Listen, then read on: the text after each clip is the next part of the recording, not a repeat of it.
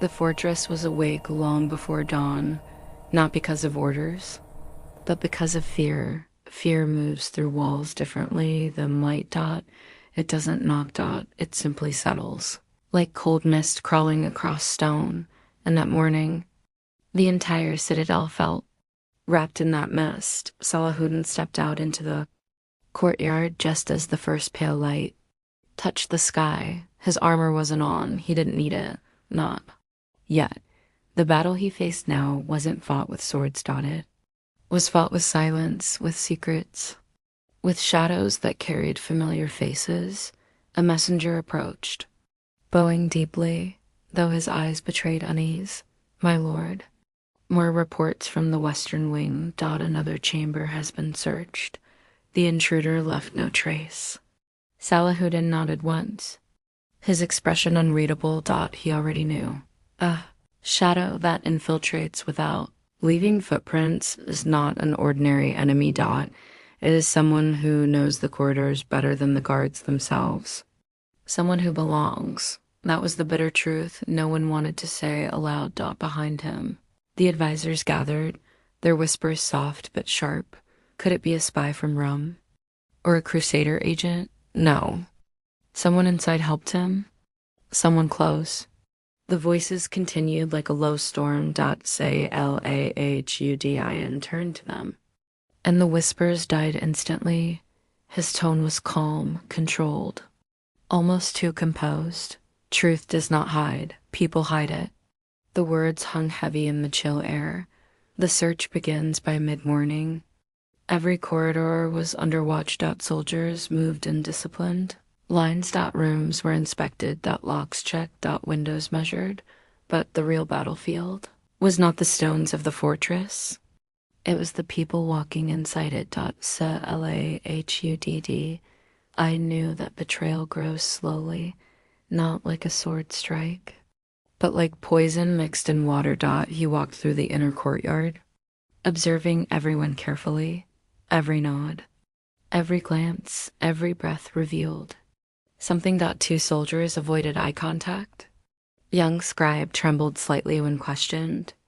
Commander paused a heartbeat too long before answering. These were not proofs, but they were clues, small fractures in human behavior, and Salahuddin noticed all of them. The burned truth late in the day. The remains of the burned document were brought to him. Only a handful of blackened fragments survived. Curved letters etched faintly on ash. Nothing clear, nothing complete.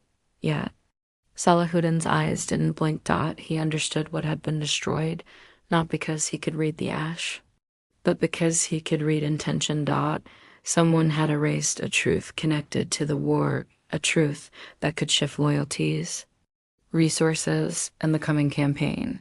He placed the ash on the table, his hand steady. A truth burned once always leaves smoke behind. There was silence. Even the wind outside seemed to pause. He looked at the three commanders standing before him. Find the smoke. It will lead us to the fire. Nightfall. And the unseen visitor. As darkness crept over the fortress again, the mood shifted from tension to dread. The intruder, the one who moved like vapor, had been quiet all day. Too quiet, and quiet enemies are the most dangerous. Around midnight, a sudden commotion broke out near the barracks. The sound was not loud, just a faint clash of footsteps and metal. But in a fortress drowning in paranoia, even silence sounded like a threat. Salahuddin and his guard rushed to the scene. Guard lay unconscious on the floor. Not dead, not wounded, simply knocked out cleanly. Efficiently. Beside him, a small symbol had been carved into the wooden beam, a mark so subtle that only eyes trained for details would detect it. Salahuddin bent to look closely. The symbol was circular, incomplete at one end. A mark used by a specific tribe, known to have splintered loyalties, a tribe that once pledged allegiance to him, but now followed gold more than honor. He straightened slowly. This was not an outsider's work. This was internal, Aventis. Betrayal growing like a crack inside a precious stone. An unexpected revelation the next morning. A young servant approached Salahuddin with hesitation. His hands shook. His voice wavered. My lord, I saw someone last night. Near the archives. Salahuddin's gaze sharpened. Who? The boy swallowed hard. A man in commander's clothing. Whispers exploded across the room. A commander? One of their own? Salahuddin raised his hand and the room fell silent. Tell me exactly what you saw. The boy explained. Tall figure, moving cautiously, avoiding lit areas. Carrying something. Scroll. A sealed scroll. When the boy tried to follow, the man vanished into a locked corridor. A corridor only 3 commanders had access to. 3 names. 3 possibilities, and 1 truth lying somewhere. Between them, the confrontation by noon. The 3 commanders stood before Salahuddin. Commander Yafi's honorable, respected but recently distant. Commander Sarim, loyal by reputation, ambitious by nature. Commander Raf, quiet, calculating, always watching. Salahuddin observed them like a scholar studying ancient texts. Last night, he began calmly. Someone entered a restricted corridor. Someone with rank. Someone with access. He watched their reactions. Yafi stiffened. Sarim blinked rapidly. Raf simply smiled faintly, not a friendly smile. Measured 1. He stepped forward slightly. My lord, surely you don't suspect your own commanders? Salahuddin didn't answer because he didn't need to. Truth reveals itself when silence is allowed to speak. The trap that evening. Salahuddin set a silent trap. A hidden document, fake but believable, was placed inside the archives. A document that any traitor would desperately want. 4 guards watched from a concealed position. No one knew about this plan except Salahuddin and those 4 men. Hours passed. The fortress grew quiet. Then footsteps. Soft. Calculated. A shadow entered the archives. Not an outsider. Not an unknown figure. A man wearing the robes of a commander. Hand reached for the false document, and that was when torches ignited. Guards emerged. Weapons raised. The shadow turned, and his face came into the light. Commander Sarim, the one whose ambition outweighed his loyalty, the one who always said the right words, but never for the right reasons. He froze. Realizing he was caught, Salahuddin stepped forward. Expression calm but heavy.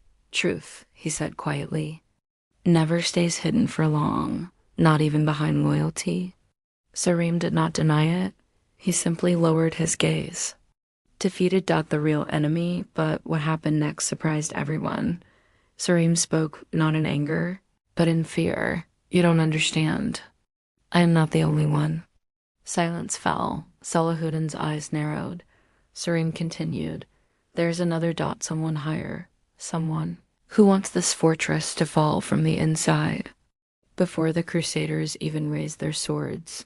A higher traitor? A deeper plot? The room felt colder. Sarim's voice trembled now. He said truth is dangerous. That you becoming stronger is dangerous. That your victories will bring nations against. Salahuddin studied him carefully. Who is he? Sarim hesitated, then whispered a name that turned every face pale, a name belonging not to an enemy, but to someone inside the inner council, someone trusted. Respected. Protected. The realization cut deeper than any blade. This was no longer about a single traitor. It was a network, a web woven inside their own walls. The calm before the storm Salahuddin dismissed.